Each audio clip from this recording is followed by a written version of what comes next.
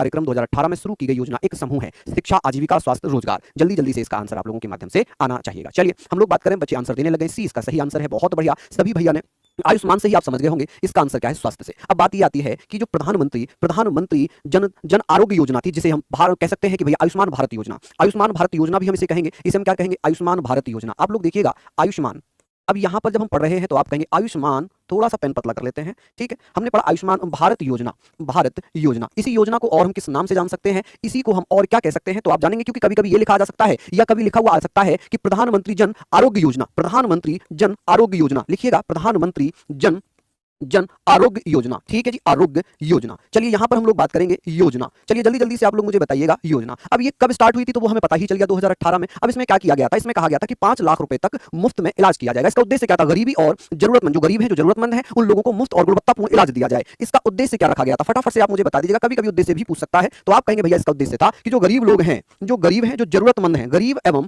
जरूरतमंदों को, ठीक है, जरूरतमंदों को मुफ्त, आप कहेंगे भैया मुफ्त एवं गुणवत्तापूर्ण इलाज, आप कहेंगे गुणवत्तापूर्ण इलाज, ठीक है, गुणवत्तापूर्ण इलाज की सुविधा। चलिए इलाज की सुविधा। अब इसमें कितना इलाज की बात हो रही थी, सुविधा, यहां पर आप कहेंगे सुविधा। चलिए तो आप कहेंगे कितना, 5 लाख रुपए तक। आयुष्मान कार्ड आप जानते हैं, इसमें 5 लाख रुपए तक का इलाज होता है। अच्छा ये और बता दीजिए कि भैया इस योजना के तहत हम बात कर सकते हैं कि कितने लोगों को लाभ देने की बात हो रही थी। इसमें लाभ की अगर मैं बात करूं तो आप कहेंगे 10 करोड़ परिवारों को। कितने, 10 करोड़ परिवारों को। अब कभी कभी परिवार ना देकर यहां पर लिख दे कितने लोगों को, तो 10 करोड़ परिवारों को। अप्रोक्सीमेटली अगर लोगों की संख्या हो जाए, या ऐसे कह सकते हैं 10 करोड़ परिवार, माफी चाहूंगा, या आप कह सकते हैं 50 करोड़ लोगों को, या 50 करोड़ लोग लिखे हो सकते हैं, लोगों को इसका लाभ मिल रहा है, या भैया 10 करोड़ परिवारों को या 50 करोड़ लोगों को इसका रोजगार मिल रहा है, ठीक है। अब ये वाली बातें हमने यहां पर पढ़ ली। अब आप मुझे बताइएगा क्या ये सारी बातें आपको समझ में आ रही हैं। मैं यहां पर आपके लिए कुछ योजनाओं की बात कर लेता हूं। जैसे आप कहेंगे प्रधानमंत्री जनधन योजना कब स्टार्ट हो गई थी, आप मुझे बताइए प्रधानमंत्री पीएम जनधन योजना ये कब स्टार्ट होती है योजना, आप फटाफट से बताइए प्रधानमंत्री जनधन योजना कब स्टार्ट होती है।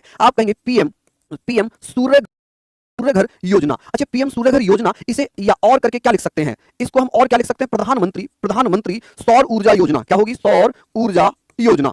अब आप लोगों को बताना है कि ये योजना कब स्टार्ट होती है। पहले हम बात करते हैं पीएम जनधन योजना की। तो पीएम जनधन योजना कब प्रारंभ हुई थी, जल्दी जल्दी से बता दीजिए। क्या हुआ, क्लास में दिक्कत हो गई क्या। चलिए तो आप कहेंगे भैया 28 अगस्त 2014, आप कहेंगे भैया 28 अगस्त 2014 में ये स्टार्ट होती है, 2014, हाँ 15 अगस्त 2014 में, ठीक है। स्टार्ट कब हो गई थी, 28 अगस्त 2014 में।